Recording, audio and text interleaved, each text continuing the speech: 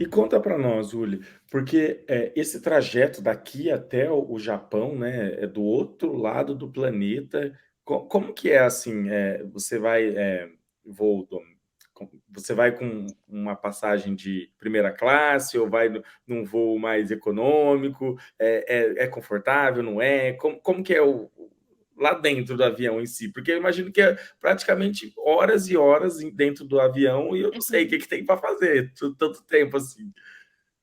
Aham. Ó, a primeira vez que eu vim para o Japão, eu vim pelo Canadá. Uhum.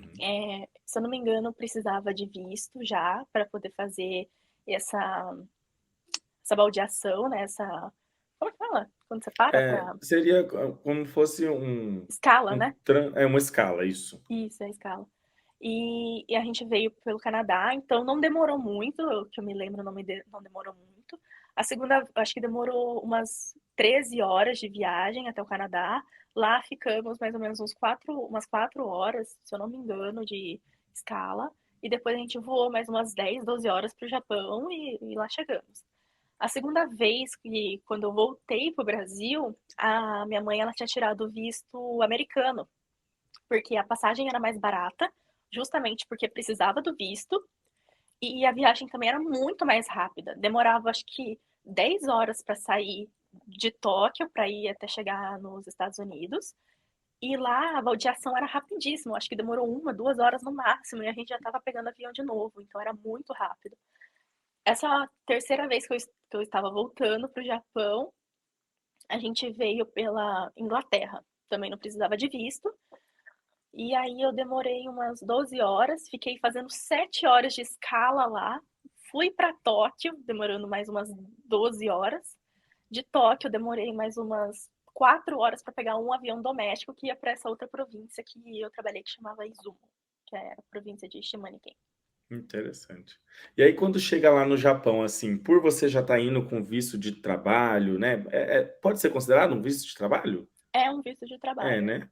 Por você estar indo com Uhum. visto de trabalho, quando você passa ali na imigração, como que é, assim, pra galera entender, assim? Porque imagino que tem turista, tem pessoas que estão indo para morar mesmo. Como que é, assim, passar na imigração? É, eu achei que ia ser mais difícil, mais complicado, mas foi bem simples. Praticamente foi aquela, né? Japoneses para um lado, estrangeiros para o outro. Cheguei lá, eu mostrei meu passaporte e lá mostrava qual que era o meu tipo de visto. Na hora, a mulher, a pessoa que estava atendendo a gente, né? Ela fez algumas perguntas do tipo, para que você veio para cá? Aí eu falei, eu vim com visto de trabalho. Ela falando inglês, assim, bem difícil. Japoneses, por grande maioria, eles não tendem a falar muito inglês, só em lugares onde eles realmente são uma chave necessária, né, uma questão realmente necessária, e eles têm uma pronúncia muito forte, né, um an accent. Accent, isso. Mas é É, estranho eles falarem com você em inglês, mas por que não em japonês? porque se fosse japonês, eu não ia entender. Ah, entendi. Nessa época você ainda não falava japonês. Não, não falava japonês. Então ela Caraca. perguntou assim: quem é o japonês da sua família? Aí eu falava assim, aí naquela hora me deu um baque, eu falei assim, Oba-chan. Aí ela falou, Your grandmother? Eu falei em japonês, ela me respondeu em inglês, eu falei, yes! Então foi bem assim, engraçado. Meus primeiros meses no Japão foi uma palhaçada. A Não, a gente vida, a vai vida no entender tudo Japão, isso aí. com certeza, já é cada vergonha que a gente passa. Hã. Então ali ela fez essa pergunta só, que eu me lembro, ela perguntou quem que era é, o japonês da minha família, perguntou se eu era casada, meu esposo estava junto comigo, colado em mim, porque eu só falava inglês, ele falava muito pouco. Então, se ele precisasse de mim, o que ia acontecer, né? Não ia ter ninguém para fazer uma tradução para ele. Então ela foi lá, falou assim: ah, então tá, só fica aqui que eu vou tirar uma fotinha sua, emitiu um cartãozinho lá com a foto que estava no passaporte, e que no Japão chama Zairo Kado, né? Que é o registro de imigrante, eu acho que poderia se dizer assim. E lá constava todas as informações, quando eu cheguei no Japão, qual era o meu tipo de visto, quanto tempo que eu tinha de visto. E aí na parte de trás a gente tem um espaço para a gente poder registrar o endereço. E aí a única coisa que ela me disse além disso foi: você tem 14 dias para poder alterar o seu endereço, para você poder registrar numa prefeitura. Porque depois disso dá problema legal, né, eles parece que você fica, tipo, sem endereço, você fica perdido, né, eles querem saber onde você tá. Sério? É, eu ouvi falar que, assim, eles têm um controle social, não sei se eu posso falar assim, muito grande, né, tem negócio de chip, tem uns negócios muito diferente, né. Ah, chip a gente tem bastante, assim, documentação, né. Isso. Habilitação tem chip, tem um cartão aqui que chama My Number, que talvez seria o CPF do Brasil, ou Social Security Number, E tem que chip. também tem chip. Tem a versão antiga, que é sem o chip, tem a versão nova que é com o chip, e eles querem que todo mundo fique com o que tem chip, e eles falam que fica uma maneira mais fácil de você fica mais difícil de você sonegar o imposto de renda. É isso que eles falam. Porque, querendo ou não, cara, japonês sonega Sonega? bastante imposto. Sim, não vou E aí falar que é você a grande maioria, mas alguns deles sim, com certeza. ah, imagino. E aí beleza, você passa ali, registra tudo certinho, e aí você já vai para sua casa que está sendo direcionada aí da assessoria, né? Isso, chegando lá, aí a gente já sai do aeroporto, aí já tem lá a pessoinha, né, com seu nome. Também só tinha praticamente a gente, então, de estrangeiro, né? Então não fica muito difícil de achar. Chegando lá, fomos pro apartamento, tinha o bentô, né, uma marmitinha pra gente, que como a cidade tinha bastante brasileiro, tinha restaurante brasileiro na cidade.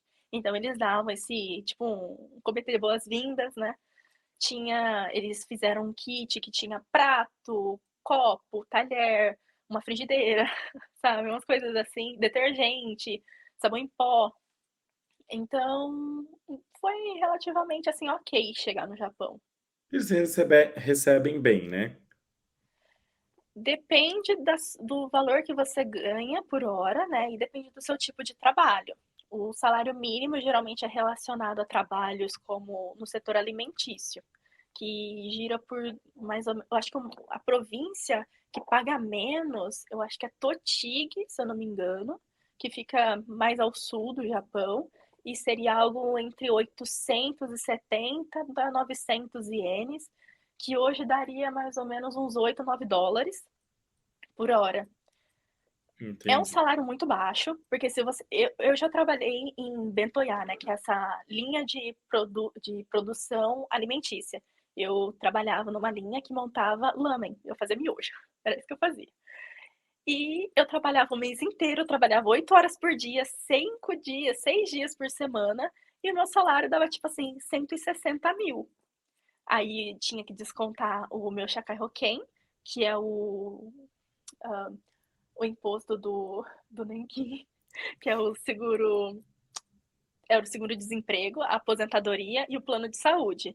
Que esses três juntos davam mais ou menos 40 mil ienes. Então sobrava líquido para mim 120 mil, que daria uns US$ 1.000, vai. Tá certo, entendi. Então, que seria muito provavelmente aquilo que minha mãe recebia quando a gente veio no Japão a primeira vez. Então, ter que pagar uma escola, que era metade do salário dela, mais o aluguel, que era a outra metade do salário dela, era muito pesado. Então, assim, Cara, quando eu trabalhava nesse setor, eu tinha meu esposo que ajudava a complementar a renda também, né? Que praticamente eu complementava. Então era tipo assim, o meu salário era pra pagar as contas da casa, aluguel, água, luz, gás, e sobrava tipo assim uns 10 mil, uns 100 dólares pra eu ir lá e comprar alguma coisa que eu queria.